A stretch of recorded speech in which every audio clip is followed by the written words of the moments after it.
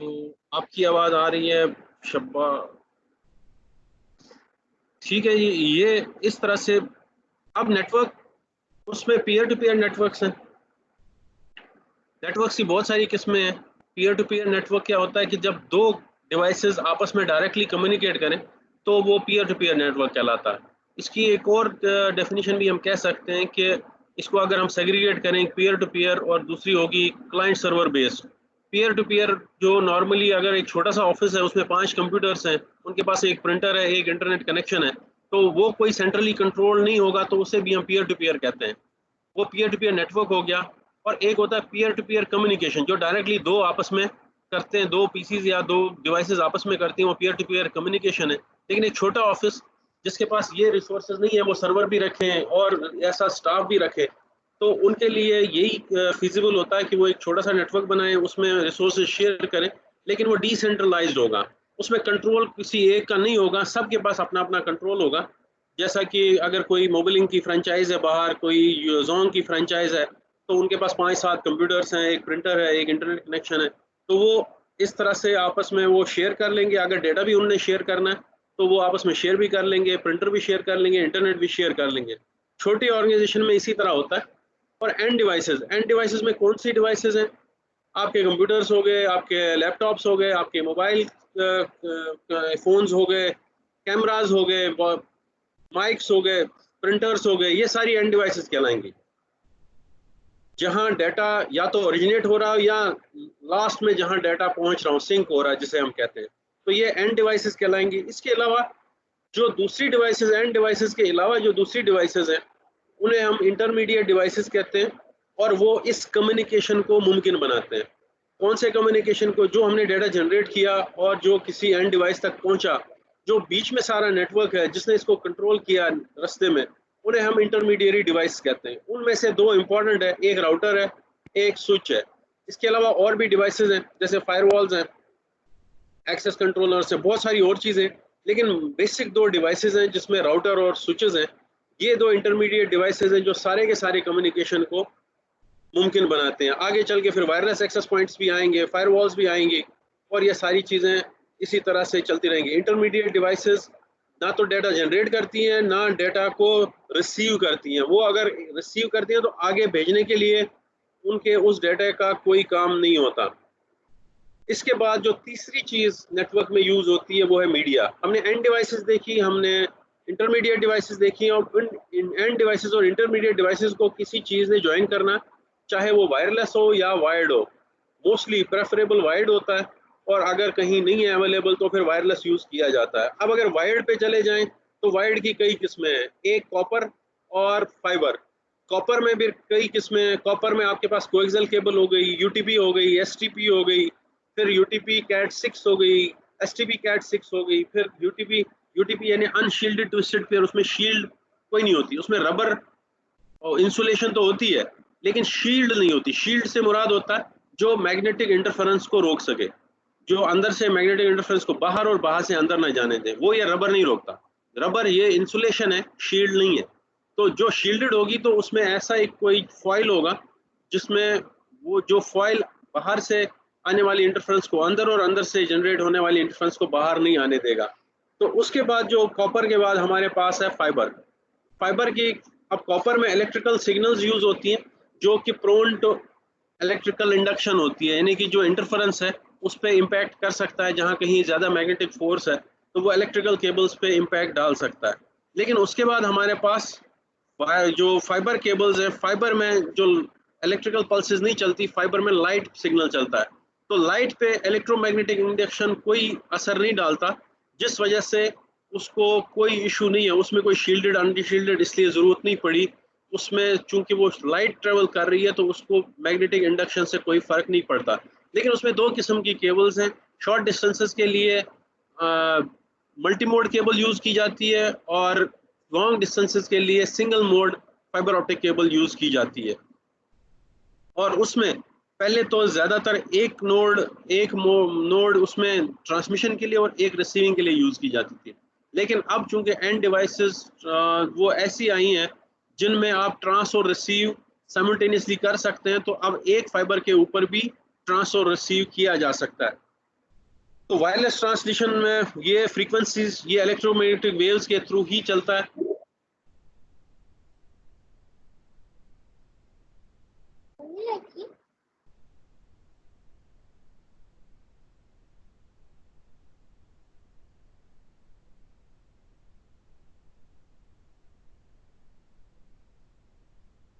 जी बिलाल, आप हैं अभी? क्लास ले रहा हूं मैं अभी। आप बताएं, मैं सुन। ठीक है, तो अब नेटवर्क्स को रिप्रेजेंट करने के लिए हम नेटवर्क डायग्राम्स यूज करते हैं, जिसे हम टोपोलॉजी कहते हैं। टोपोलॉजी एक फिजिकल टोपोलॉजी भी होती है और एक लॉजिकल टोपोलॉजी भी होती है।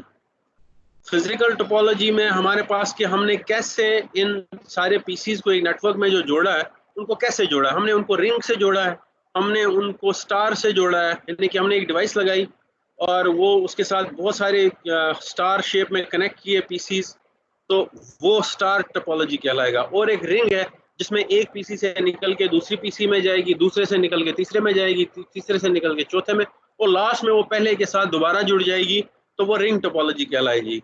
और इसमें जो नेटवर्क इंटरफेस कार्ड होता है वो डिपेंड करता है आपने वो कौन सा लिया। आपने वो रिंग टोपोलॉजी का अगर लिया है तो वो रिंग टोपोलॉजी सपोर्ट करेगा। आपने ईथरनेट लिया हुआ है जो नॉर्मली हाइब्रिड स्टार चलती है, तो वो ईथरनेट को सपोर्ट करेगा। आपने जिस तरह का भी कार्ड, आपने फाइबर ऑप्टिक के लिए कार्ड लिया हुआ तो फाइबर ऑप्टिक को सपोर्ट करेगा। अगर आपने यूटीपी के लिए लिया तो वो इलेक्ट्रिकल सिग्नल को सपोर्ट करेगा। गर्ज की जो नेटवर्क इंटरफेस कार्ड है जो पीसी और लैपटॉप में होता है, वो किस चीज़ के लिए बनाया गया है उसी तरह का उसको आगे कनेक्शन मिल जाता है। अगर वो वायरलेस है तो वायरलेस होगा, अगर वो इलेक्ट्रिकल है, अगर वो कॉपर पे है तो वो कॉपर वाली तार यूज़ करेगा, अगर वो और उसके बाद अगर वो ईथरनेट है तो वो स्टार टोपोलॉजी को सपोर्ट करेगा, अगर वो टोकन है तो ये डिपेंड करेगा उस कार्ड पे। लेकिन मोस्टली 99% कार्ड्स जो मार्केट में हैं वो ईथरनेट के हैं और वो स्टार टोपोलॉजी को सपोर्ट कर रहे होते हैं। जो इस वक्त मार्केट में आम या जो आपके लैपटॉप में है ये सारे, और जो आप मोबाइल फ़ोन को देखें तो मोबाइल फ़ोन में आपके पास वायरलेस कार्ड्स नॉर्मली होते हैं, उसमें फिजिकल तार वाले कार्ड्स नॉर्मली नहीं यूज़ किए जाते, लेकिन लगाए जा सकते हैं, वो कोई इशू नहीं होता। अब टोपोलॉजी डायग्राम आपके पास फिजिकल और लॉजिकल आ रही हैं आपके सामने। अब ये फिजिकल जिसमें केबल इंस्टॉलेशन की गई है, और logical topology illustrate devices ports and addressing scheme of the network. Physically आपने कैसे उनको प्लेस किया है। स्टार आपने एक स्विच प्लेस किया और उसको आगे 3 स्विच और जोड़ दिए, इन्हीं के स्टार शेप में। पहले स्विच के साथ सर्वर्स लगा दिए, बाकी स्विचेस के साथ एक्सेस। इसे हम हाइब्रिड टोपोलॉजी भी कहते हैं, हाइब्रिड स्टार भी कहते हैं। अभी तक 99% लोग यही यूज़ करते हैं, रिंग बहुत कम यूज़ होता है। तो इसमें लॉजिकल, अब स्टार का मतलब ये नहीं होता कि स्टार की शेप में ही फिजिकली भी वो स्टार हो। बेसिकली हम कहते हैं ये हम स्टार टोपोलॉजी लॉजिकल स्टार भी यूज़ कर रहे हैं, तो उसमें फिजिकली चीज़ें कहीं एक ही हो सकता है, एक ही तरफ सारी तारें जा रही हो, वो लॉजिकल भी स्टार होती है, वो लॉजिकली भी स्टार होती है। तो कॉमन टाइप्स। अब इसके बाद नेटवर्क्स पे बात करेंगे कि हमारे पास नेटवर्क्स कितने किस्म के होते हैं। नेटवर्क, स्मॉल नेटवर्क से, जैसे मैंने पहले कहा कि 2 पीसीज आपस में जुड़े, वो सबसे छोटा नेटवर्क है। तो इसी तरह से जो उनके साइज की मुनासिबत से, साइज पे एक स्मॉल नेटवर्क होता है जिसे हम होम नेटवर्क भी कहते हैं। उसके बाद उससे ऊपर कैटेगरी आती है Soho, small office, home office. जो घर के या छोटे ऑफिस से बड़ा होता है थोड़ा, उसमें हो सकता है 50-100 नोड्स हों। घर के नेटवर्क में 5, 6, 7, 10 नोड्स हों। और उससे ऊपर चले जाएंगे तो मीडियम टू लार्ज नेटवर्क्स हो जाएगा, जिसमें थाउजेंड्स, हंड्रेड्स से लेके थाउजेंड्स कंप्यूटर्स तक हो सकते हैं। और उससे ऊपर फिर जो है इंटरनेट है, जो पूरी दुनिया में फैला होगा, जिसे हम वैन भी कहते हैं। अब सबसे अगर ब्रॉड कैटेगरी देखें तो 2 ही हैं, एक लैन है और एक वैन है।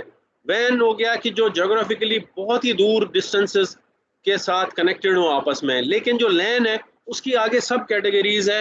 एक पर्सनल एरिया नेटवर्क होता है, होम ऑफिस नेटवर्क होता है, स्मॉल होम ऑफिस नेटवर्क होता है, मीडियम टू लार्ज नेटवर्क्स होते हैं, फिर कैंपस एरिया नेटवर्क होता है, फिर एक शहर के लिए सिटी बेस्ड नेटवर्क होता है जिसे मेट्रोपॉलिटन एरिया नेटवर्क कहते हैं। लेकिन ये सारी की सारी एक लैन का ही हिस्सा है, एक लैन की ही कैटेगरीज है। यानी कि ब्रॉड कैटेगरी में लैन और वैन है, लैन के अंदर बहुत सारी छोटी छोटी कैटेगरीज हैं, और उसके बाद एक वैन कैटेगरी है।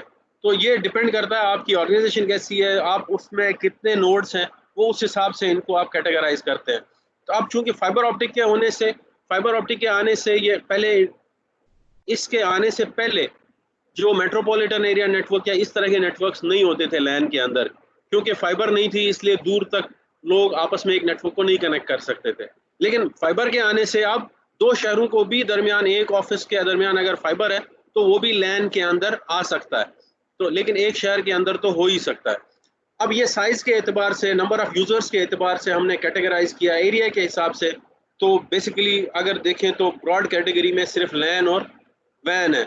लैन में हम ये सारी छोटी कैटेगरीज लैन में डाल देते हैं और वैन फिर एक ही कैटेगरी है। वैन हमारे पास जो जोग्राफिकली बहुत डिस्टेंट हो और बड़े अज़मों पे मुश्तमिल हो, उसकी मिसाल हमारे पास इंटरनेट है, जो सबसे बड़ा नेटवर्क इस वक्त दुनिया में है, और वो इंटरनेट है। अब इंटरनेट अगर आप गौर करें, ऊपर लफ्ज़ लिखा है द इंटरनेट। अगर इंटरनेट लिखा होता द के बाद तो इसका आई छोटा होना चाहिए था, लेकिन ये आई बड़ा है। और ये अक्सर अगर आप जाते हैं मार्केट में और किसी इंटरव्यू को फेस करते हैं तो इस तरह के सवाल वहाँ आते हैं कि ये जो बड़े बड़े आई से इंटरनेट है, जो कि सेंटेंस में बीच में आ रहा है लेकिन फिर भी बड़े आई से है, तो वो क्या डिपिक्ट कर रहा है, वो क्या आइडेंटिफाई कर रहा है? वो आइडेंटिफाई कर रहा है बेसिकली वो इंटरनेट जो दुनिया में राविज है, जो दुनिया में चल रहा है इंटरनेट, ये उसको पॉइंट कर रहा होता। लेकिन अगर ये छोटे आई से हो तो फिर ये लैन को, एक ऑर्गेनाइजेशन के अंदर जो नेटवर्क है, फिर उसको पॉइंट कर रहा होता है। फिर उसका मतलब वो इंटरनेट नहीं है जो दुनिया में अभी चल रहा है। तो ये फर्क है छोटे आई और बड़े आई का इसमें। और इंटरनेट जो कहा जाता है, ये कोई एक ऑर्गेनाइजेशन इसको ओन नहीं करती। ये बहुत सारी ऑर्गेनाइजेशन जिनके पास थोड़ा थोड़ा पार्ट है, वो जब शेयर करते हैं चीज़ें तो वो इंटरनेट का हिस्सा बनते हैं। और इसी तरह, और उसको जो आगे स्ट्रक्चर को कंट्रोल करते हैं वो कुछ इदारे करते हैं, जैसे आईटी है, ईटीएफ है, इंटरनेट इंजीनियरिंग टास्क फोर्स जिसे कहते हैं, आईकैन है, जो आईआईबी है, आईकैन आईआईबी जैसे किसको आईपी देना है, किसको आईपी नहीं देना है, कौन से आईपीज कहाँ यूज़ होंगे, किस मुल्क में यूज़ होंगे, ये सारी चीज़ें कंट्रोलिंग अथॉरिटीज़ है, जिसकी वजह से, वरना ओवरऑल अथॉरिटी इंटरनेट की कोई भी नहीं है। अब नेटवर्क को एक और पॉइंट ऑफ व्यू से भी देखा जा सकता है कि जिसपे तीन हिस्से कर दिए गए नेटवर्क के, एक इंट्रानेट, एक एक्स्ट्रानेट और एक इंटरनेट। इंटरनेट क्या हुआ? इंटरनेट हुआ जो एक ऑर्गेनाइजेशन के अंदर नेटवर्क चल रहा है, उसे हम इंटरनेट कहते हैं, और उसे हम इंट्रानेट कहते हैं। वो हो सकता है एक ऑफिस के, उनके ऑफिसेज दो शहरों में भी हो, लेकिन उन्होंने लीज लाइन से उन ऑफिसेज को कनेक्ट किया है, तो तब भी वो इंट्रानेट ही कहलाएगा उस ऑफिस के लिए। और उसी ऑफिस ने अगर अपने नेटवर्क पे किसी और को कोई छोटी सी एक्सेस दी है, मिसाल के तौर पर ये कोई जो इसको क्या कहते हैं, नेस्ले, नेस्ले एक कंपनी है, नेस्ले का अपना एक नेटवर्क है ऑफिसेज का, लेकिन वो क्या करते हैं, शाम को उनके जितने डिस्ट्रीब्यूटर हैं वो उनको एक्सेस अपने नेटवर्क की देते हैं, और वो उससे वीपीएन से कनेक्ट करके डेली सेल, उसमें ट्रांजैक्शन रिकॉर्ड करते हैं। तो वो जो उनके डिस्ट्रीब्यूटर्स हैं वो नेस्ले के ऑर्गेनाइजेशन का हिस्सा नहीं है, लेकिन वो उनको एक्सेस फिर भी देते हैं थोड़े टाइम के लिए से किसी खास मकसद के लिए, तो वो एक्स्ट्रा नेट कहलाएगा। वो चाहे वीपीएन यूज़ कर रहे हैं, जिस तरह भी वो यूज़ कर रहे हैं। और एक उसके बाद जो बड़ा पर्सपेक्टिव है वो है इंटरनेट, जो कि सारी दुनिया में कोई भी उसके साथ कनेक्ट हो सकता है और आपस में कम्युनिकेशन कर सकता है। तो एक इंटरनेट हो गया, फिर एक्स्ट्रानेट हो गया, और फिर इंटरनेट हो गया। अब इंटरनेट के कनेक्शंस कैसे, एक बंदा इंटरनेट से कैसे कनेक्ट हो सकता है, ये सारे आजकल जानते हैं कि आप डीएसएल कनेक्ट कर सकते हैं, आपके पास फाइबर ऑप्टिक का कनेक्शन हो, केबल कनेक्शन हो, ब्रॉडबैंड हो, आपके पास 4G कनेक्शन हो। ये सारे तरीके हैं जिनसे आप किसी भी आईएसपी से आप इंटरनेट की कनेक्टिविटी को ज्वाइन कर सकते हैं। यानी कि अगर आपके पास मोबाइल पे है तो इसका मतलब है कि वो, अगर आपके पास जोंग का मोबाइल है तो जोंग आईएसपी है, तो जोंग आपका आईएसपी है। अगर आपने घर में डीएसएल लिया हुआ है तो डीएसएल अगर एससीओ से लिया तो एससीओ आपका आईएसपी होगा। अगर आपने केबल कनेक्शन लिया हुआ है, अगर आपने फाइबर से, जैसे मीरपुर में स्काई है तो वो फाइबर पे दे रहा है। तो ये सारे तरीके हैं, लेकिन आईएसपी के बगैर इंटरनेट को ज्वाइन करना मुमकिन नहीं है। आईएसपीज भी दुनिया में तीन तरह से होते हैं, एक कोर आईएसपीज कहलाते हैं, एक डिस्ट्रीब्यूशन नेटवर्क में, और एक एक्सेस नेटवर्क पे आईएसपीज होते हैं। वो उन्हें टीयर 1, टीयर 2, टीयर 3 भी कहते हैं। जो बिल्कुल एंड पे होते हैं वो जैसे हम जैसे लोगों को वो सर्विस देते हैं, जैसे एससीओ है, पीटीसीएल है, ये हमें सर्विस देते हैं। लेकिन एक एससीओ को जो सर्विस देता है, जैसे पाकिस्तान में इनको सर्विस देता है पाई देता है और ट्रांसवर्ल्ड देता है, तो पाई और ट्रांसवर्ल्ड टीयर 2 आईएसपीज हैं। टीयर 2 आईएसपीज है, डिस्ट्रीब्यूशन पे हैं, वो कॉर्पोरेट और इस तरह के आईएसपीज को सर्विस देंगे जो आगे लोगों को सर्विस देते हैं। और इसके अलावा वो टीयर 2 आईएसपी टीयर 1 या कोर आईएसपीज के साथ जुड़े होते हैं। वो कोर आईएसपी डायरेक्टली किसी भी यूजर को आपस में कनेक्शन नहीं देते, वो सिर्फ उन आईएसपीज को ही कनेक्शन दे रहे होते हैं। अब बात आ गई डिटेल में कि होम ऑफिस, स्मॉल ऑफिस के लिए क्या कनेक्शन यूज किया जाता है। जैसे आप केबल कनेक्शन ले लिया, डीएसएल ले लिया, सेलुलर हो गया, आपके सिम्स के थ्रू हो गया, सैटेलाइट के थ्रू हो गया, और डायल अप आप तकरीबन ऑब्सलीट हो गया, डायल अप आप यूज नहीं किया जाता। तो ये तरीके थे छोटे घर से कनेक्ट करने के। लेकिन जो बिजनेस कॉर्पोरेट है वो लीज लाइंस ले लेते हैं, डेडिकेटेड लाइंस लेते हैं। अगर आपके घर में 4 MB का कनेक्शन है इंटरनेट का, तो वो 4 MB का शायद आप 2000 रुपये पे कर रहे हो। लेकिन अगर वही 4 MB आप डेडिकेटेड लीज लाइन ले लेते हैं तो उसी 4 MB का हो सकता है 50,000 पे करना पड़े।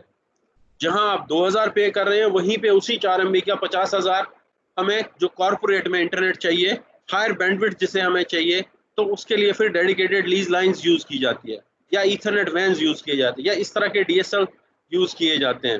तो सैटेलाइट्स भी इसमें यूज होते हैं, लेकिन सैटेलाइट इतना रिलायबल और वो उस सूरत में यूज किया जाता है जहां कोई और चीज आपके पास नहीं है। अब इसके बाद एक टर्म है कन्वर्ज नेटवर्क्स। कन्वर्ज नेटवर्क्स क्या होता है? कन्वर्ज नेटवर्क्स होता है कि आप पहले आपके घर में आप टेलीफोन लाइन अलग आ रही थी, डीएसएल का इंटरनेट का कनेक्शन अलग आ रहा था, केबल टीवी अलग आ रहा था। अगर ये तीनों को एक ही पे डाल दिया जाए तो इसे कन्वर्ज नेटवर्क कहलाएंगे। आपके घर एक ही तार आ रही है, उस पर आपका टीवी भी चल रहा है, उस पर आपका फोन भी चल रहा है, उसी पे आपका इंटरनेट भी चल रहा है। तो कन्वर्ज नेटवर्क का ट्रेंड दिन ब दिन बढ़ रहा है। ये इधर मीरपुर में तो ज्यादा नहीं है अभी, क्योंकि शुरू किया था स्काई टेलीकॉम ने, लेकिन अभी उन्होंने उसको प्रोडक्शन में नहीं डाला। लेकिन अगर इसकी सबसे बड़ी मिसाल है नया टेल है इस्लामाबाद में। नया टेल इस्लामाबाद में क्या करता है कि वो टीवी, टेलीफोन और इंटरनेट तीनों एक ही फाइबर ऑप्टिक केबल पे घर में दे रहा होता है, और इस तरह से वो कन्वर्ज नेटवर्क्स का यूज कर रहा है, और इसमें डाटा, वॉइस, वीडियो आपकी एक ही पे आ रही होती है। अब नेटवर्क आर्किटेक्चर में रिलायबिलिटी क्या चीज़ है, कैसा होना चाहिए नेटवर्क, जब आप नेटवर्क डिज़ाइन करते हैं, बनाते हैं, तो उस वक्त कैसा होना चाहिए? सबसे पहला फॉल्ट टॉलरेंट। फॉल्ट टॉलरेंट क्या मतलब हुआ कि जब भी आप कोई भी फॉल्ट आया तो उस फॉल्ट को वो वापस कैसे करेगा, वापस रिकवरी में कैसे आएगा, वो रिकवर उस फॉल्ट से जल्दी, जितना जल्द आ जाएगा उतना ही अच्छा रिलायबल वो नेटवर्क है। दूसरा, फॉल्ट टॉलरेंस जितना अच्छा होगा उतना ही वो रिलायबल हो जाएगा। दूसरा, स्केलेबिलिटी, कि कल को अगर वो नेटवर्क बड़ा हो गया, आपने एक और बिल्डिंग बना ली, आपका एक और डिपार्टमेंट बन गया, वो उसमें एकोमोडेट नहीं होता तो वो स्केलेबल नहीं है। तो आपने ऐसा डिज़ाइन करना है कल को जब वो नेटवर्क एक्सटेंड हो जाए तो उस वक्त वो स्केलेबिलिटी उसका इशू ना रहे, वो एग्जिस्टिंग नेटवर्क के साथ अटैच हो। पहले आपके पास 500 नोड्स थी, अगर 200 नोड्स और डालनी पड़ी, वो 500 को हमें छेड़ना ना पड़े, वो 200 ऑटोमेटिकली उसमें ऐड हो जाए।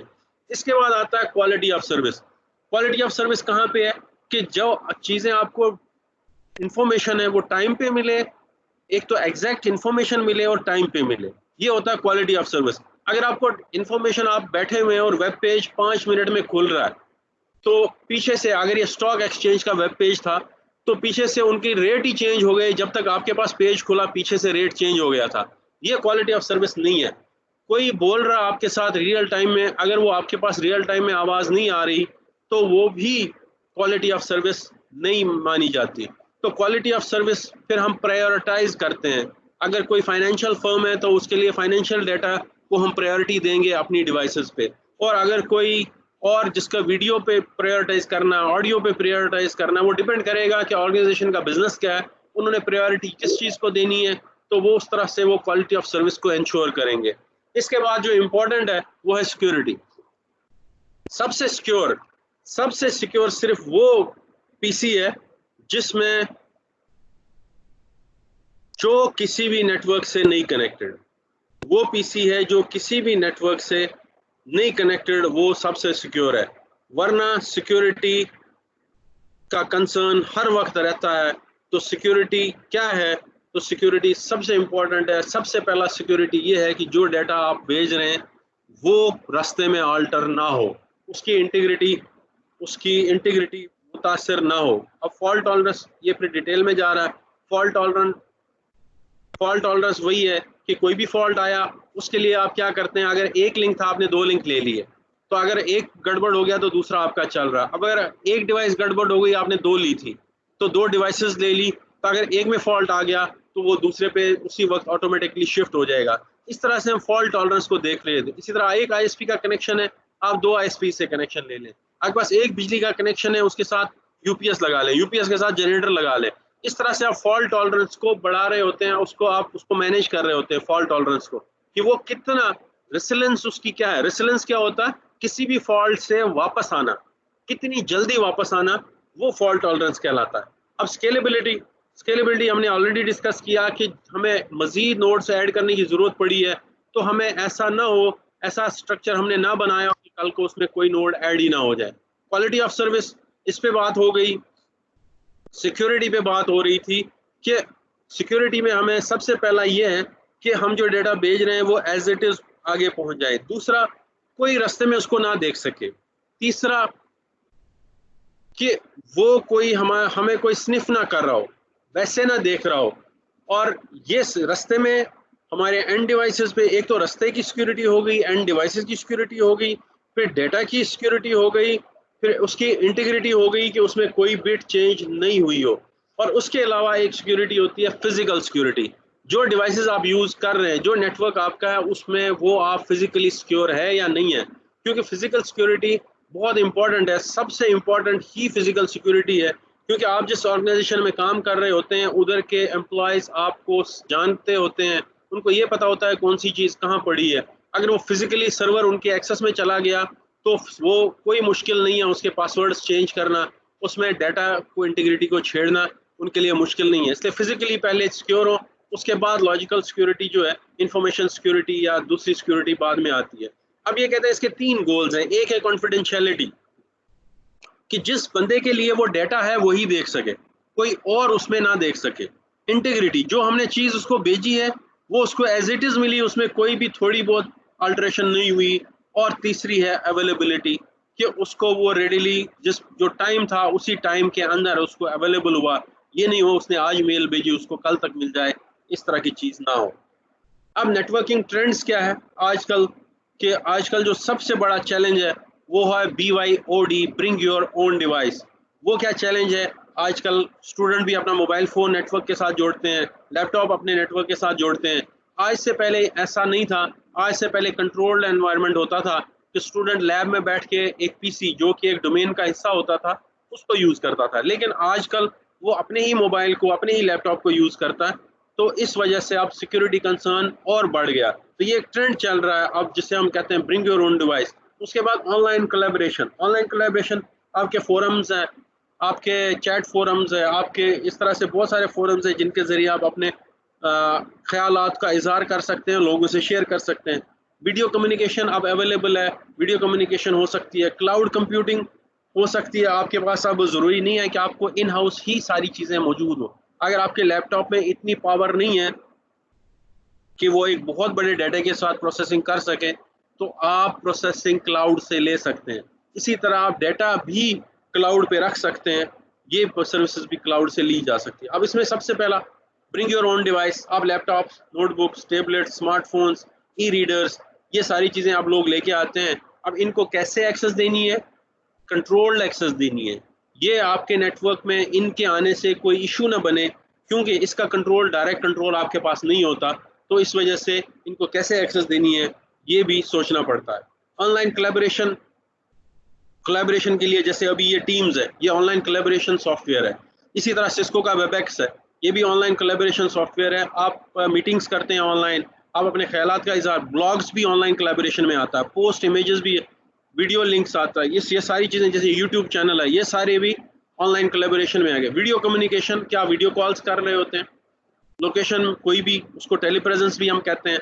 टेलीप्रेजेंस बिल्कुल उसी तरह से मीटिंग होती है जिस तरह से 2 लोग आपस में आमने सामने बैठे हों। ये सिस्को का ही नहीं है, ये बाकी कंपनीज का भी टेली प्रेजेंस सोल्यूशन है। ये थोड़ा सा महंगा होता है, ये बहुत ज़्यादा महंगा है, 40-50 लाख का। अब उसके बाद है क्लाउड कंप्यूटिंग।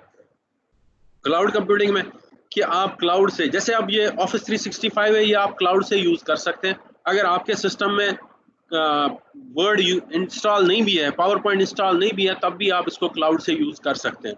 तो क्लाउड कंप्यूटिंग ने बहुत सारी लोगों की ज़िंदगी, छोटी ऑर्गेनाइजेशंस की ज़िंदगी आसान कर दी है। उनको अब अपना डेटा सेंटर बनाने की ज़रूरत नहीं है। छोटी ऑर्गेनाइजेशंस को वो क्लाउड से सर्विसेज ले सकते हैं और उतने ही सर्विसेज लें जितनी उनको ज़रूरत है, और तो उतनी ही पेमेंट भी करें। तो ये यानी कि वो फुल फ्लेज डेटा सेंटर या सर्वर्स या टेक्निकल स्टाफ रखने की ज़रूरत नहीं है, तो वो क्लाउड से सर्विसेज ले सकते हैं। तो क्लाउड की बहुत सारी टर्मिनोलॉजीज है। एक पब्लिक क्लाउड होता है, जैसे आपके पास अगर जीमेल का अकाउंट है, उसमें आपके गूगल ड्राइव है, तो बेसिकली वो पब्लिक क्लाउड है, पब्लिक क्लाउड पे पड़ा हुआ। तो उसमें फ्री भी होती है और आप पेड सर्विसेज भी आप यूज कर सकते हैं अगर आपको ज्यादा स्पेस चाहिए। प्राइवेट क्लाउड्स भी होते हैं। हम यूनिवर्सिटी में एक प्राइवेट क्लाउड बना सकते हैं जिसको हम अपने एम्प्लॉयज और स्टूडेंट्स को दे सकते हैं। HEC ने प्राइवेट क्लाउड बनाया हुआ है।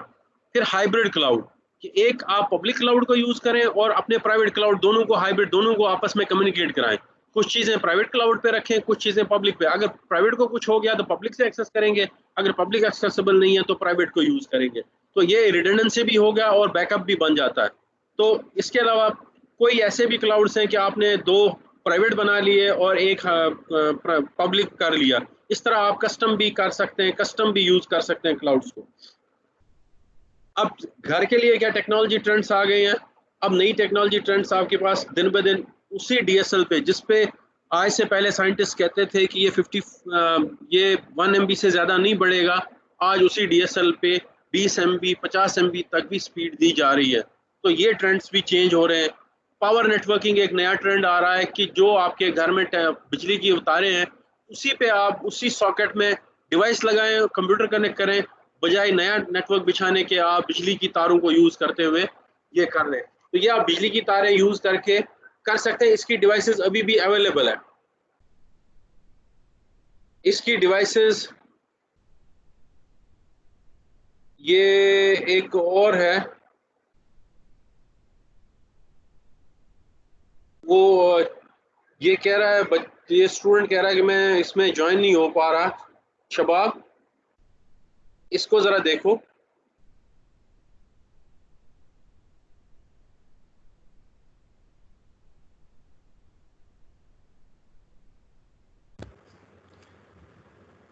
एक्सक्यूज मी सर, मैं ही था बिलाल, आपको मैंने तकरीबन आधे घंटे पहले अच्छा, वो जो आपने प्राइवेट ज्वाइन मैसेज किया आपने ही भेजा मुझे।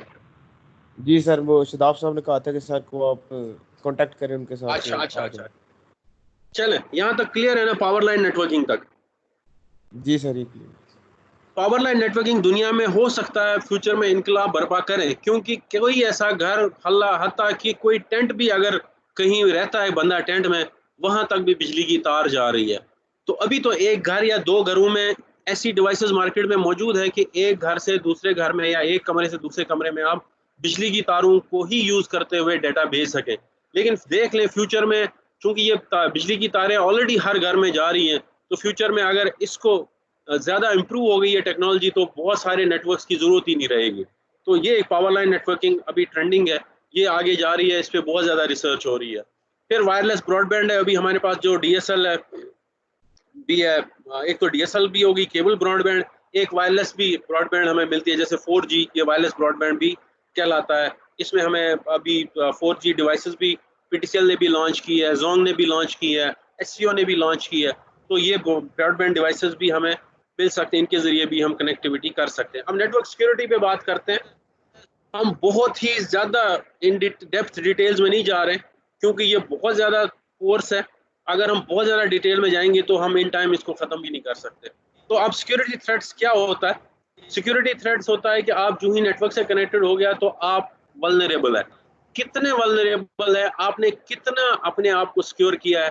कुछ स्टेप्स तो इतने आसान हैं कि वो आप समझेंगे कि यार ये करना था तो मैंने सिक्योर होना था, वो छोटी चीज। मिसाल के तौर पर आप एक वायरलेस डिवाइस लेते हैं और जो दुकानदार ने या जो कंपनी ने उस पर डिफॉल्ट यूजर ने पासवर्ड रखा है, आपने उसको कभी चेंज नहीं किया। ये एक छोटी सी सिक्योरिटी थ्रेट है और ये छोटा सा काम दुनिया में 60% लोग नहीं करते कि वो डिफ़ॉल्ट पासवर्ड्स को चेंज करें। 60% लोग, इसका मतलब देखें कितने लोग वल्नरेबल हैं, जो सिर्फ इतना इतना तरद्दुद नहीं करते कि जो डिफ़ॉल्ट पासवर्ड्स को वो चेंज नहीं करते। तो इस तरह से सिक्योरिटी थ्रेट्स बहुत सारी होती हैं, नेटवर्क थ्रेट्स होती हैं, एप्लीकेशन सिक्योरिटी थ्रेट्स होती हैं, आपके डाटा पे डाटा अल्टर होने का खतरा होता है, जिसको भेजना है वही स्पूफ हो गया, अगले ने कहा उसकी जगह मैं वो हूँ, कोई कहता है मैं तारिक हूँ मुझे भेजें, और वो कोई और था, किसी का ईमेल किसी ने हैक कर दिया। तो ये बहुत सारे सिक्योरिटी थ्रेट्स हैं जो हम आगे चल के अगर डिटेल इसमें आई आगे तो हम देख लेंगे। अब सिक्योरिटी थ्रेट्स में ये कह रहा है viruses, worms and trojans. Viruses क्या होते हैं? कोई ऐसे प्रोग्राम जो किसी एग्जीक्यूटेबल फाइल के एग्जीक्यूट होने से वो एग्जीक्यूट हो जाता है और वो काम करता है जिसके लिए वो बनाया गया है। अगर उसने ये बनाया गया था कि वो आपकी सारी हार्ड डिस्क फिल कर दे, वो ऑटोमेटिकली उस टाइम आपकी सारी हार्ड डिस्क फिल कर दे। वर्म्स को एग्जीक्यूटेबल प्रोग्राम की जरूरत नहीं होती, वो खुद ही एग्जीक्यूटेबल होते हैं, लेकिन उनको वो एक पीसी से दूसरे पीसी ट्रांसफर भी होते हैं नेटवर्क से। वर्म्स ट्रांसफर भी हो सकते हैं। और उसके बाद एक ट्रोजन हॉर्स है। ट्रोजन हॉर्स का मतलब है कि वो छुप के, वो हमें लगता है अच्छी फाइल है, ये तस्वीर है, लेकिन उसके बैकएंड पे कोई उसकी डिस्गाइज में, तो वो एक स्पाईवेयर होता है जो आपके सिस्टम में इंस्टॉल हो जाएगा और वो काम करेगा जिसके लिए वो बनाया गया था। तो ट्रोजन हॉर्स भी एक स्पाईवेयर टाइप है, और स्पाईवेयर बहुत किस्म के हैं। जो ऐसे स्पाईवेयर्स हैं जो आपकी इंफॉर्मेशन, आपके सिस्टम की इंफॉर्मेशन उस तक पहुंचाते होंगे जो जो जिन्होंने वो स्पाईवेयर बनाया है। जीरो डे अटैक्स हैं कि अगर कोई नया ऐसा स्पाईवेयर या ऐसा वायरस आता है तो आपका सिस्टम कैसे उसको हैंडल करेगा, तो उसे जीरो डे अटैक कहते हैं। कि उसके अलावा threat actor attacks, denial of service attacks, data interception and theft, identity theft वही हो गया कि आपका ईमेल हैक हो गया। डिनाइल ऑफ सर्विस, जिसे डॉस अटैक भी कहते हैं, ये कहा जाता है कि अगर बिलफर्ज एक छोटी सी मिसाल है, बोर्ड का सर्वर जिस दिन रिजल्ट है उसकी कैपेबिलिटी है 1000 कंकरेंट सेशंस की, लेकिन अगर उस रिजल्ट के टाइम 5000 लोग उसको एक्सेस करने की कोशिश करेंगे तो डिनाइल ऑफ सर्विस हो जाएगा, तो वो नॉर्मल यूजर को भी सर्विस उस वक्त सर्वर नहीं देगा। इस तरह की चीजें फिर हैंडल करनी पड़ती है। फिर ये तो थे सारे एक्सटर्नल थ्रेट्स। इंटरनल थ्रेट्स इसके बाद है कि लॉस्ट और स्टोलन डिवाइस, आपकी डिवाइस चोरी हो गई, आपका मोबाइल चोरी हो गया, आपका लैपटॉप चोरी हो गया। एक्सीडेंटल मिसयूज बाय एम्प्लॉयज, आपके जो एम्प्लॉयज हैं उनको पता है आपके पासवर्ड्स का, वो उसको मिसयूज करें। और मेलिशियस एम्प्लॉयज, कोई ऐसे लोग जो दूसरों जगहों पे अपने पास गैदर कर रहे होते हैं, दूसरों की इंफॉर्मेशन कर रहे हैं और बाद में उसको यूज उन्हीं के खिलाफ कर रहे होते हैं। अब सिक्योरिटी सॉल्यूशंस क्या हमारे पास है? बहुत सारे सिक्योरिटी हम जो पढ़ते हैं ओएसआई की, जो नेटवर्क की कम्युनिकेशन है, बेसिकली 7 लेयर्स पे हो रही होती है, ओएसआई की 7 लेयर्स पे। तो सातों लेयर्स पे सिक्योरिटी इंप्लीमेंट की जा सकती है, जिसे हम फायरवॉल कहते हैं, एंटीवायरस, एंटी स्पाईवेयर, फायरवॉल्स, ये सारी चीजें यूज की जाती हैं हर लेयर पे।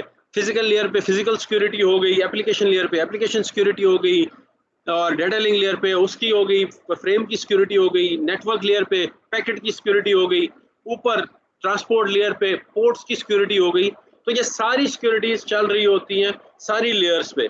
तो किसी ये नहीं कहा जा सकता हम सिर्फ एक लेयर पे सिक्योरिटी करेंगे।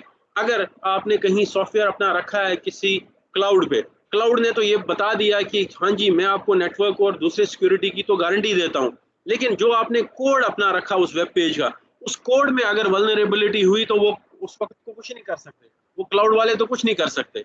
तो उस वक्त आपका कोड वल्नरेबल है। तो इसका मतलब है कोडिंग भी सिक्योर होनी चाहिए।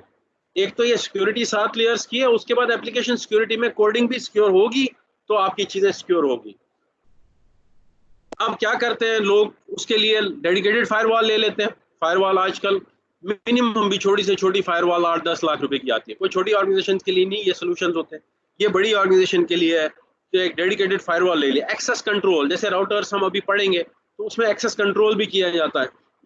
इंट्रूजन प्रिवेंशन सिस्टम्स, कि आपको ये पता चल जाए कि फलां बंदे ने इंट्रूड कर रहा है, तो उसके फिर प्रिवेंट करने के उसके सिस्टम्स है, वो भी फायरवॉल्स पे किया जाता है। VPNs यूज किया जाता है, वर्चुअल प्राइवेट नेटवर्क्स को यूज किया जाता है एक्सेस करने के लिए कॉर्पोरेट नेटवर्क को, ताकि वो सिक्योरिटी को इंश्योर किया जा सके। अब जो सर्टिफिकेशंस हैं, सिस्को की सर्टिफिकेशन CCNA से शुरू हो जाती है, फिर आगे चल के CCNP, CCIE ये हो जाता है। तो CCNA को इसे कहते हैं इंट्रोडक्टरी सर्टिफिकेशन या सिस्को सर्टिफाइड प्रोफेशनल। उससे आगे आते हैं CCNP, सिस्को सर्टिफाइड, ये एसोसिएट लेवल कहलाता है CCNA, और CCNP प्रोफेशनल लेवल कहलाता है, और CCIE एक्सपर्ट लेवल कहलाता है। इन्होंने बीच में एक स्पेशलिस्ट भी रख दिया अब। तो ये सारी सर्टिफिकेशंस हैं अवेलेबल, ये हर एक ऑर्गेनाइजेशन की इसी तरह है। तो ये चाहे हुआवे है, चाहे सिस्को है, चाहे HP है, उनकी एक बेसिक लेवल से एक्सपर्ट लेवल तक की सर्टिफिकेशंस होती है। जब आप जो भी कंपनी सिस्को का इक्विपमेंट डील कर रही होगी, वो उससे कहेंगे आपके पास अगर आप इस लेवल के कंपनी है तो आपके पास इतने CCNA होने चाहिए, इतने CCNP होने चाहिए, इतने CCIE होने चाहिए। तो फिर उस कंपनी के लिए मजबूरी बन जाती है, या तो वो अपने एम्प्लॉयज़ को ये सर्टिफिकेशन कराए या ऐसे एम्प्लॉयज़ को हायर करें जो ऑलरेडी ये सर्टिफिकेशन कर चुके हों।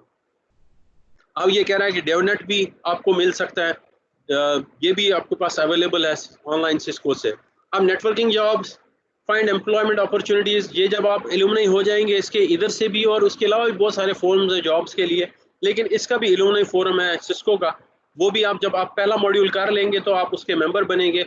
वहाँ पर भी आप अपनी इंफॉर्मेशन शेयरिंग भी करेंगे और एक्सपर्टीज शेयरिंग भी करेंगे, और वहाँ से आपको जॉब्स का भी पता चलता रहेगा। लैब्स अभी हैं, न्यू टर्म्स एंड कमांड्स, ये सारी कमांड्स आप देख लें कि पीयर टू पीयर शेयरिंग, ये टर्मिनोलॉजी है जो यूज़ होंगी इस सारे कोर्स में। Medium to large network, server, client, end to end, network interface card, physical port, extranet, intranet, ये सारी वो टर्मिनोलॉजीज हैं। अब हमारे पास आ गया कि basic switch and and device configuration. Switch या एंड डिवाइस कॉन्फ़िगरेशन क्या होती है? स्विच और राउटर में भी कॉन्फ़िगरेशन में बहुत ज़्यादा फ़र्क नहीं है। ज़ाहिर है राउटर और स्विच में काम में तो फ़र्क है, इसलिए थोड़ी बहुत कॉन्फ़िगरेशन में भी फ़र्क है।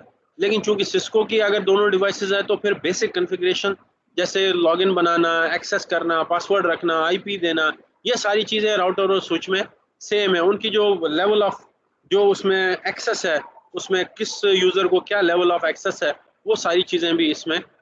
अब उसका जो OS है सिस्को iOS जिसे कहते हैं, जो जैसे हमारे पास एप्पल iOS है जो कि हम एप्पल फोन्स में देखते हैं, इसी तरह एंड्रॉयड iOS है। iOS से क्या मुराद? Inter network operating system. Inter network से क्या मुराद?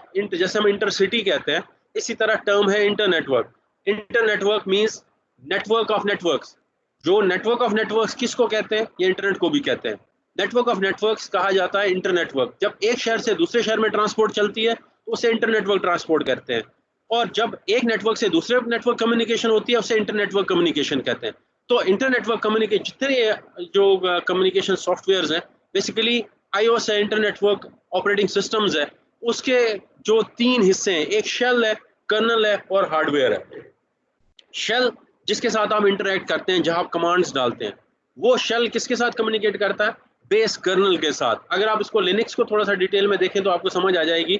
हालांकि विंडोज़ का भी कर्नल है, लेकिन वो इतनी चीज़ें ओपन सोर्स नहीं करता, तो इस वजह से वो बहुत ज़्यादा कंट्रोल अपना कोर का नहीं देता। वो आपको शेल या इंटरफेस से ही ज़्यादा कॉन्फ़िगरेशन देता है। लेकिन लिनक्स में आप कोर की CLI से ले सकते हैं और कर्नल की कॉन्फ़िगरेशन चेंज कर सकते हैं। और कर्नल किसको कंट्रोल कर रहा होता है? कर्नल हार्डवेयर को कंट्रोल कर रहा होता है। तो हार्डवेयर को कंट्रोल कर्नल करता है, और कर्नल के पास ऊपर शेल के थ्रू यूजर बैठा होता है जिसके जरिए वो कॉन्फ़िगरेशन इसको कर रहा होता है। अब एक GUI है इसके बाद, जो शेल के ऊपर GUI होता है।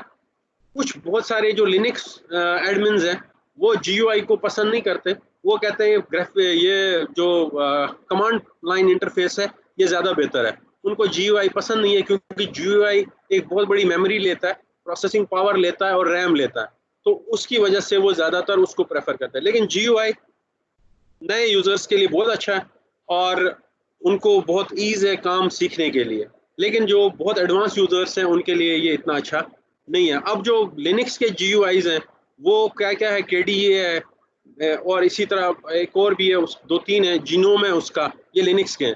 अब मैक OS के अपने GUIs है, एप्पल का अपना है, एंड्रॉयड के अपने GUIs है। जो आपके पास स्मार्टफोन है, ये जो आपको नज़र आ रहा होता है, ये बेसिकली GUI नज़र आ रहा होता है। अब पर्पस ऑफ ऑपरेटिंग सिस्टम क्या है कि आपको इंटरफेस है आपके और हार्डवेयर के दरमियान। ऑपरेटिंग सिस्टम का यही पर्पज है। अब एक्सेस मेथड क्या है कि आप कंसोल से एक्सेस करेंगे, CLI से, या सिक्योर शेल से करेंगे, तो या टेलनेट से करेंगे। तो ये हमारे पास कई ऑप्शंस है जिसके ज़रिए से हम ये डिवाइसेस को। अब टर्मिनल एमुलेशन प्रोग्राम्स, अब जब हमने कंसोल को एक्सेस करना है तो कंसोल को एक्सेस करने के लिए हमारे पास टर्मिनल एमुलेशन प्रोग्राम्स होने चाहिए। विंडोज़ XP तक तो विंडोज़ के अंदर बिल्ट इन आता था, लेकिन अब विंडोज़ 7 और उसके बाद ये जो विंडोज़ 10 है उसमें कोई भी टर्मिनल एमुलेशन प्रोग्राम नहीं दिया उन्होंने। हमें थर्ड पार्टी यूज़ करना पड़ता है, जिसमें आसान है, पुटी 2-3 MB का टोटल सॉफ्टवेयर है, या सिक्योर CRT, टेराटर्म है। ये सारे सॉफ्टवेयर्स आप यूज़ कर सकते हैं। हमारे पास इस वक्त हम जो यूज़ कर रहे हैं इसमें हम पुटी यूज़ करते हैं। पुटी का इंटरफेस इसके सामने नज़र आ रहा, ये पुटी का इंटरफेस है। अब नेविगेशन है, हमारे पास कितने मोड्स हैं इस iOS के, जो सिस्को, अब सिस्को का भी iOS है। सिस्को का iOS जो सिस्को की डिवाइसेस पे, चाहे स्विच हो चाहे राउटर हो, उसके अंदर वो सिस्को का iOS आता है। अब उस iOS के क्या क्या उसके अंदर फंक्शंस हैं, क्या क्या मोड्स हैं। सबसे पहले यूजर एग्जिट मोड है। User exit mode basic mode है जिसपे आप चंद कमांड्स चला सकते हैं, आपको बहुत ज़्यादा प्रिविलेज नहीं है। इस मोड में जाने के लिए आप जब शुरू में जाएंगे तो आपका प्रॉम्प्ट, जैसे स्विच है तो स्विच और एरो साइन आपको नजर आएगा, लेकिन इसमें आप चंद शो कमांड्स के अलावा कुछ भी नहीं कर सकते। अगर आपने किसी को ज़्यादा नहीं देना राउटर को छेड़ने, और एक नया एंट्री लेवल बंदा है जिसको ISP ने अभी हायर किया है या कंपनी ने, वो उसको सिर्फ यूजर एग्जिट मोड की एक्सेस देता है, उसमें उसे कुछ शो कमांड्स वो देखता रहे और चीज़ों को मॉनिटर करता रहे। लेकिन इससे ज़्यादा जब हम आगे अंदर जाएंगे स्विच में, हम इनेबल लिखेंगे तो इनेबल लिखने से अगर हमने पासवर्ड रखा है तो पासवर्ड करके एंटर करके तो हम प्रिविलेज एग्जिट मोड में चले जाएंगे। प्रिविलेज एग्जिट मोड में जाने से हमें प्रिविलेज मिलेंगे। क्या प्रिविलेज मिलेगा कि हम एडवांस कॉन्फ़िगरेशन अब इस डिवाइस की कर सकते हैं, और इसका सिंबल चेंज हो जाएगा, एरो से ये हैश साइन में चेंज हो जाएगा। और यहाँ से ये मेन ये जो आपको मिल गया, ये जो आपको प्रिविलेज मोड मिल गया, ये जिसको मिल जाए तो उसको समझ लें सब कुछ मिल गया। कॉन्फ़िगरेशन सारी यहाँ से नहीं होती, लेकिन ये जो यहाँ तक पहुँच गया तो वो हर जगह हर कॉन्फ़िगरेशन छेड़ सकता है राउटर या स्विच की। उससे आगे आप इससे आगे आप जाएंगे ग्लोबल कॉन्फ़िगरेशन मोड में। ग्लोबल कॉन्फ़िगरेशन में मोड जाने के लिए आप कॉन्फ़िगरेशन टर्मिनल लिखेंगे या config t लिखेंगे तो आप ग्लोबल कॉन्फ़िगरेशन मोड में चले जाएंगे।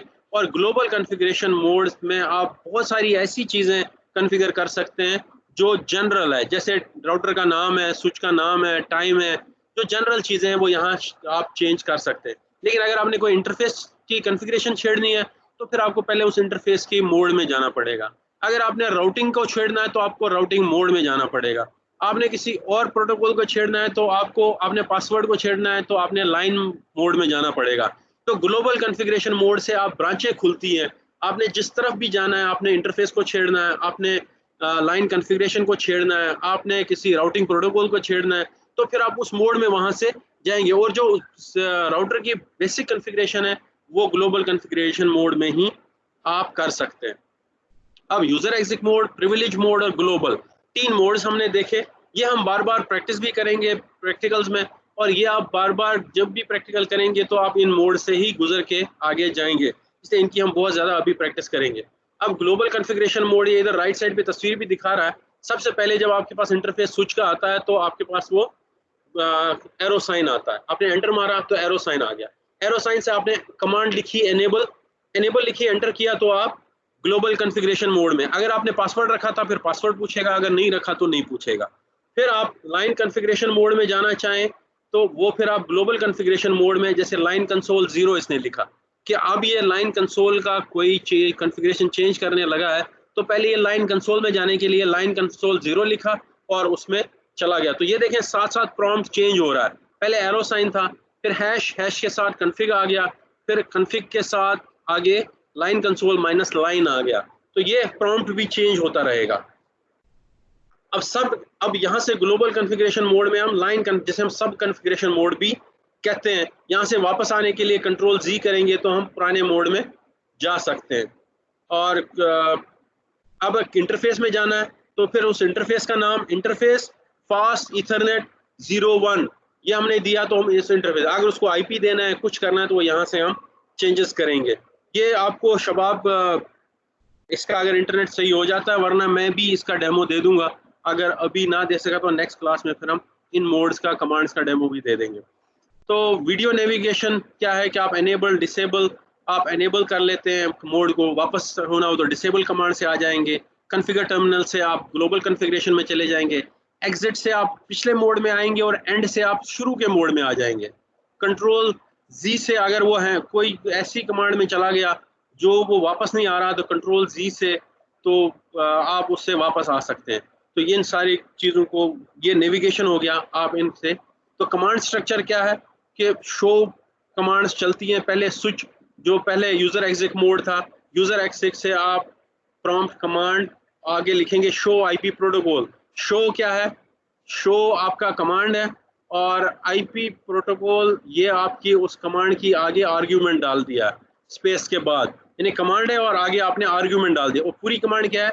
पिंग, आगे हमने आर्ग्यूमेंट डाला 192.168। तो ये इस तरह से, ये जिस तरह हम प्रोग्रामिंग करते हैं, प्रोग्रामिंग में भी जो कीवर्ड्स होते हैं, जैसे इधर शो ये कीवर्ड है, आईपी प्रोटोकॉल ये भी एक कीवर्ड है, ये हमने यूज किया और तब जाके ये कमांड एग्जीक्यूट हो गई। तो इसमें कीवर्ड और आर्ग्यूमेंट्स ये दोनों हम देते हैं, तो फिर जाके वो एग्जीक्यूट हो जाते हैं। और हेल्प फीचर, आप जब भी आपको लगे कि आपको कमांड याद नहीं है, ज़रूरी नहीं सारी कमांड्स याद हो, आप उस प्रॉम्प्ट पे क्वेश्चन मार्क डालें तो आपको सारी कमांड्स वो दिखा देगा। उस प्रॉम्प्ट पे जितनी कमांड्स होंगी वो सारी आपको नजर आ जाएगी। इसलिए कमांड्स याद करने की इतनी ज़रूरत नहीं है, सिर्फ मेन कमांड्स याद करने की ज़रूरत है।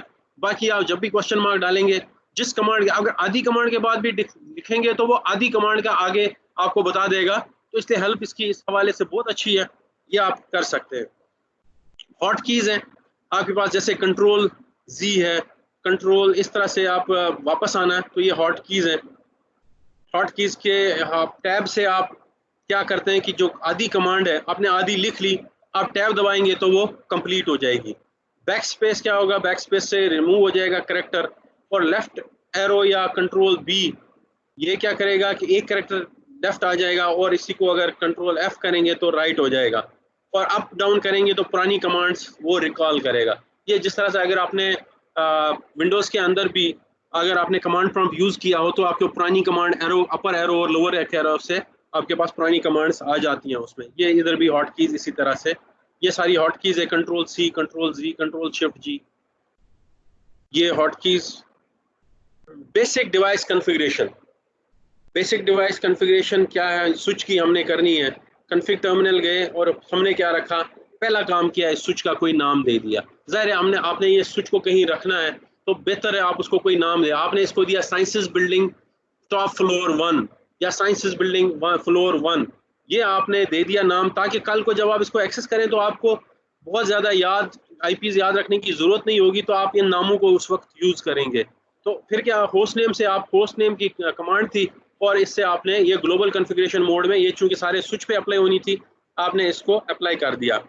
इसी तरह पासवर्ड, पासवर्ड वो कहता है कि आप नए कन्वेंशंस को फॉलो करें कि लेस देन 8 कैरेक्टर ना हो, 8 या इससे ज़्यादा हो। स्मॉल और कैप्स और कैरेक्टर्स ये तीनों को यूज़ करें और डिजिट्स ये चारों को यूज़ करें तो आपका पासवर्ड सिक्योर बनेगा। वरना पासवर्ड गेस करना बहुत, उसके लिए सॉफ्टवेयर्स हैं वो फिर पासवर्ड गेसर वो मिल जाते हैं तो वो पासवर्ड ट्राई करते रहते हैं। तो इसलिए कोई आम पासवर्ड या डिक्शनरी पासवर्ड या नाम या इस तरह सिर्फ ये यूज़ ना करें, हमेशा 8 या 8 से ज़्यादा यूज़ करें, उसमें कैपिटल भी हो, स्मॉल भी हो, कैरेक्टर भी हो और डिजिट भी हो। अब हमने कॉन्फ़िगर करना है पासवर्ड। लाइन कंसोल होता है कि जब भी कोई एक्सेस करेगा इस स्विच या राउटर को, जब वो कमांड प्रॉम्प्ट पे आएगा शुरू में इस स्विच आप उससे पासवर्ड पूछे, यानी कि यूजर एग्जिट मोड में जाने के लिए वो उससे पासवर्ड पूछे तो उससे कहेंगे हम लाइन कंसोल 0।